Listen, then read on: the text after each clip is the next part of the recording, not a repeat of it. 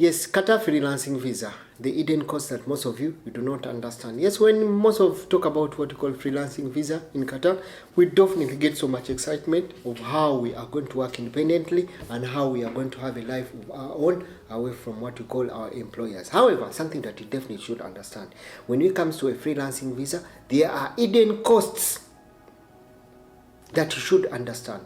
And how do you get to go out of these traps of this hidden cost of what you call the freelancing visa? Yes, it takes a while for you to do research and definitely for you to be able to know what you are going for.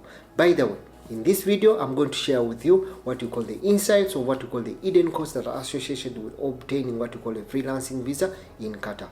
This will reveal in what you call breaking down what you call the fees, the requirements, and also the potential expenses that you might not immediately see, but you will end later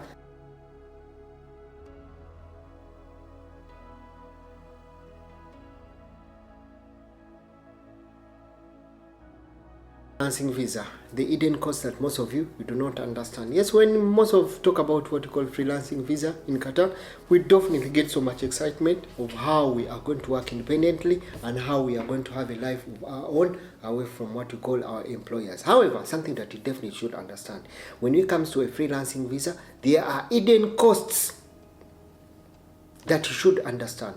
And how do you get to go out of these traps of this hidden cost of what you call the freelancing visa? Yes, it takes a while for you to do research and definitely for you to be able to know what you are going for. By the way, in this video, I'm going to share with you what you call the insights or what you call the hidden costs that are associated with obtaining what you call a freelancing visa in Qatar.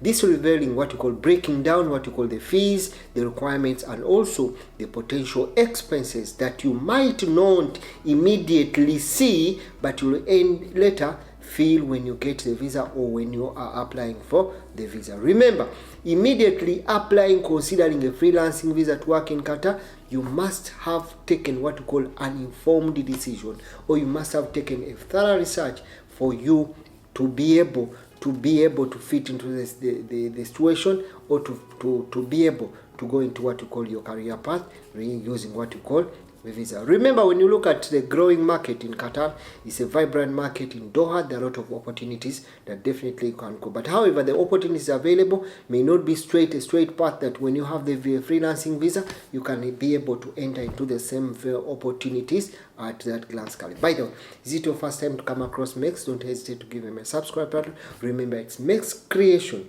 giving a guide, living in Qatar, simplicity, making your life easier, some of the basics of the law, and give you some of the very important aspects of life that can make you navigate into these small challenges that we face in Qatar, and how you can be able to live happily in these small Gulf countries. Yes, when we look at things of what you call the freelancing visa, what you call the hidden costs, yes, most of you have not felt the costs, but however, to some extent, yes, one data must try. So some of you have got what you call recruitment companies that have even scammed you, or even agents that have been scammed you in one way or the other. They've scammed you twice of the money because you don't know the right person, and you don't know the requirement, and you don't even the company that's going to hire you, you don't know the company. However, you only pay up for what you call for the visa, and later you find the visa on a company which you don't know the status of the company in the country in Qatar. So most of you ended up into the country and you cannot be able even to get what you call the residence permit.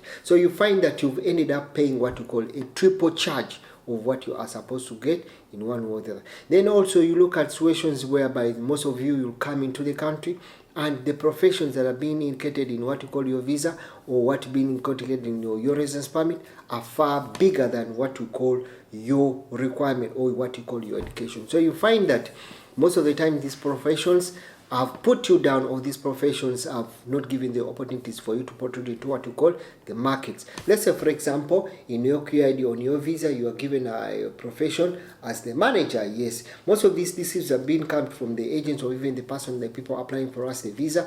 They will sweet talk you, they'll definitely tell you whatever they have to tell. They put for you a profession that is far bigger than what you hold by your education level and skills. Let's say, for example, this profession or this company or this agent will put for you what you call a manager. But remember, you've never done even any manager role, not even a skill. Even your education requirement does not emphasize you to be a manager in this Gulf country. So you find that when you come into the country, it will be very hard for you to go to look for those jobs. Even if when you go to look up some and someone looks at your ID, will definitely know this is a full scam of you, and you definitely will not be able to trust you. So you find that most of those have been very hard for you, that you've ended up even having to navigate the markets for a long period of time without even getting what you call work to do. Yes, we look at what you call things like food, high food costs, where you need to feed yourself every day before even you get the work. So you find that this has been a little bit challenging to most of you in where you accommodations where you are. It may be the bed spaces where you've rented before even you get work. It makes life a little bit harder.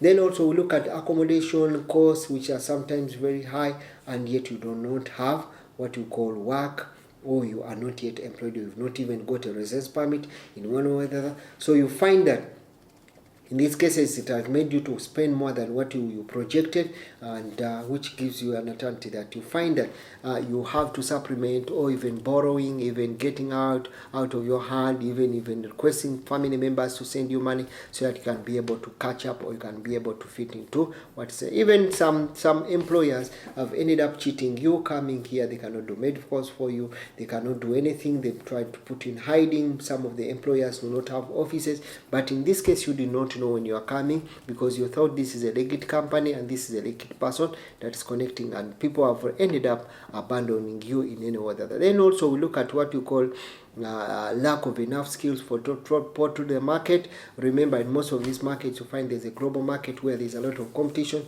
coming from the Asian countries and also West African countries, and also so definitely meaning that for you to to the market and to navigate into the system, you must have enough skills for you to be able to be hired, or to be able to taken up by what you call the employers. To some situation, most of you found yourself being hired in a low mid-mass jobs where even people have ended up not paying you because they know you don't yet have those documents that entitle you to work into the country, or you don't even have what you call enough skills for you to work into the country, the experience. So they ended up exploiting you in one or the other in that kind of visa. So you find that it makes life a little bit very harder for you, especially if you come into the country. Most of you have projections that when I come on a freelancing, I'll be earning more than anyone else. But however, on the other side of it all, the story has turned upside down, and most of you come into the country and definitely you're earning so much different amount of money compared to what you thought, because the working environment is totally very different from what you definitely will agree and we see. We have. Yes, most of you will also find situations of even finding it hard to obtain those visas. Yes, most of you have been scammed out money. Yes, you paid up what you call for application, but still your visas are not approved. They're being denied nevertheless, because either most of you or some of you, or you must have exited not in a normal way, and you have cases where they're already in the country. Most of you, like those that exited the country, and you find that your visas cannot be approved and your money has been crushed in one way or the other, and they maybe the agent or the person applying for you the visa has taken up the money. So you find that life becomes a little bit very challenging for you, especially when it comes to transportation, food, finding work. So these are most of the challenges: being scripted, being lied, not getting a residential permit. You end up being rejected, looking for change of sponsorship. So such kind of these hidden costs make you to spend more money than what you planned to come into the country, which depletes your pocket one or the other. Hope I've tried to sharp something for you. For the person who was asking me some of the hidden costs that definitely you get to face when you come on a freelancing for the first time in Qatar. Thank you so much. See you again in the next video. Remember, it's Mex from the Mexcreationtv, trying to give you some of this very important information living in this country and how definitely you can be able to take care